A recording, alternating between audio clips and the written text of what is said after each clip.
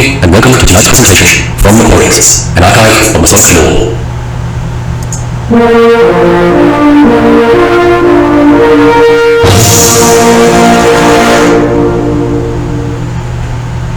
Our undertaking is a science of mythology to craft, and I will proceed to do so because it is a subject that is closely allied with our arithmetic, but time compels me to be brief. The link measures in two individual of 5, the two modern ones, the inch and the foot, the two ancient ones, the handbrake and the cubit, and one which is very ancient, although not a familiar one, the cable's length. The word inch comes from Latin uncia, meaning 1/12 part of an inch, and in this connection it indicates the 12th part of a man's foot, which was fully adopted as a length measure, being of course standardized everywhere. But in the ritual, the 24-inch gauge was used in the at the time.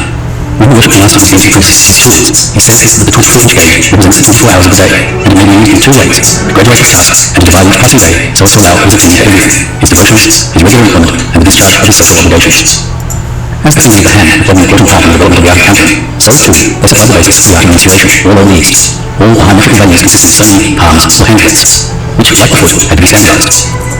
In the explanation of the second facing board, we learned the outer rim between the pillars which way in Solomon's temple was a hand's breadth in thickness. This standard agrees with 1 Book of Kings, chapter 6, verse 15. Elsewhere, Jeremiah 52, verse 21, we read that it was 4 fingers thick, and so I shall point out that in this there is no real contradiction, because the hand breadth of the ritual is to be understood as being not the breadth of the open or extended hand, but that of the back of a closed hand, in which only 4 fingers are seen. Theoretically, the cubit is the length of the forearm, from the elbow to the tip of the middle finger, but unfortunately, as each of nations adopted a different standard, we find a great deal of variety in cubits. Indeed, some nations have 2 to 3 6 cubits, according to logic system in age. This may explain the confusion and the controversy that is the actual length of the cubit employed in the design in King Solomon's temple.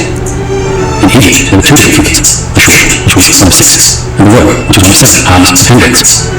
In Babylonia, there were 3 measurements known by that name: one of 3 arms, used in measuring fine decorative work and gold ornaments; one of 4 arms, which was used ordinarily for masonry work; and one of 5 arms, which was used in measuring landscapes. By recovering reduced scales of new measurements engraved in specimens of India, nearly 5,000 years old, we have found that these 3 cubits equal 10 feet 8, 14 feet 4, and 18 inches respectively. Some archaeologists argue that both in Solomon's temple and in the tabernacle, all 3 cubits in ancient Babylonia were used. On this calculation, the thickness of the pillars would be equivalent to 3.6 inches of our present day measure, although even now we cannot be quite certain. Finally, about the cable's length. When this expression is now used by sailors, they mean to indicate a distance of about 100 fathoms, with a 10th part of a nautical mile. But as used in the ritual, not unless the cable is length from the shore, it means distance equal to the length of the coil of cable, which is always understood to be 120 fathoms, that is to say, 720 feet. The idea is that being buried in the sand at the bottom of the sea at that distance from low water mark, as a minimum, the remains of the treasure might be considered to be definitively and signed to everlasting disgrace, and therefore as having absolutely perished. No trace or remembrance being anywhere concealed. This conclusion must not be confused with the that cable toast mentioned in another part of the ritual. This latter, being figure of speech, intends to convey the idea of one's ability to execute the utmost obligation, the power to fulfill one's own responsibilities in life. Are you tired of your YouTube channel not getting the attention it deserves? Building a YouTube channel can be a very lucrative and successful way to make new fans or sell your product or service. But without the proper YouTube promotion, your channel might just get likes from your mom. Thanks, Mom. And buying views, using bots to grow views or subscriber counts is so 2020. That's why we created Sprizzy. Sprizzy is a simple platform that creates effective YouTube ads that quickly find new subscribers without any Google Ads experience. Since 2016, we've helped thousands of creators just like you grow their subscriber base through our proven process. Let me show you how it works. Start by logging into Sprizzy and entering a few basic details about your video, like relevant keywords, your target audience, budget, and any similar channels or videos. With our intuitive interface and recommended settings, the process is Introduction of the cable into the 70s may appear strange, but apart from other considerations, if we only bear in mind the way the cable is manufactured from time immemorial, we shall recognize that it is a very simple emblem for the three-phase cord which is not easily broken, of brotherly love, belief, and truth. In a book compiled nearly 100 years ago, there is a description sheet. Every cable of whatsoever thickness it be is composed of 3 strands, every strand from 3 ropes, and every rope from 3 twists. The twists are made more or less thick according as the cable is deeper or thinner. The ritual anticipates that after this life, every lasting distance shall be completely interred, but the penalty of our obligation from the third degree involves the very opposite of that idea. I shall therefore close this lecture with a few words on the dimensions engraved of the third degree and their significance. I've spoken of fathoms, saying that cable's length equals 120 fathoms, but the fathom is not named in the ritual. It may be defined as the measure of a man's embrace, fixed for all practical purposes at 6 feet, and therefore, although not expressly named, is the length of the grave which the trusty photographs of our traditional history are said to have prepared. It was 3 feet of 3 feet east and 3 feet west. This is an unusual form of expression, but we may account for it by observing that the navel is regarded as lying in the centre, and when the red masterpiece rests its right hand, we stand in order. The navel is our nuclear past, and this much has been buried, the body returns to the bosom of our common mother, The Orient is very probably new as the central point in the grave. The width of the grave between north and south was 3 feet. These dimensions listed the ordinary room dimensions of Alex grave at present time, but in ritual they are given for practical purposes, being enigmatic. As the area was 180 square feet, 6 by 3 was 18, 19 east and 19 west, and as it is a minimum of 5 feet, the total capacity of the grave was 90 cubic feet, which is the number by which we define a square, an angle of 90 degrees. The cubic measurement of the grave, therefore, is thus another way of representing the square. By being laid under the soil, back to the bosom of Earth, we come to the closest possible fellowship with one another, and the depth of 5 feet harmonizes the 5 points of fellowship. In a sense of such dimensions to the grave, therefore, the ritual is said to bring our symbolism into the grave of death, and we, by endorsing the doctrine of provisions, have testified to the fact that the bond which unites master masons in this life is not broken when we are let down into the tomb of transgression. Having ordered our life according to the square, we take that sun with us to the grave, and we may rest assured that when we finally rise from the last resting place, the same white sun will procure our entrance into the grand lodge above, where the world's great architect lives and reigns forever.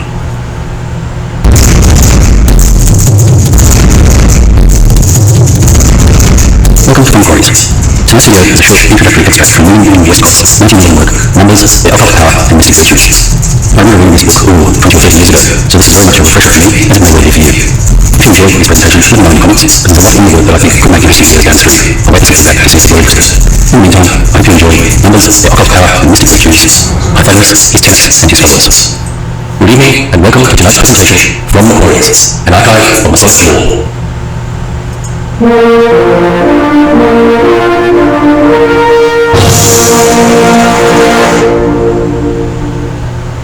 Pythagoras, one of the greatest philosophers of ancient Europe, was the son of Messias and engraver. He was born about the year 580 BC, either at Samos, an island in the Aegean Sea, or as some say, Sidon in Phoenicia. The other reason of his early life, beyond the fact that he won prizes for feats of agility in Olympic games.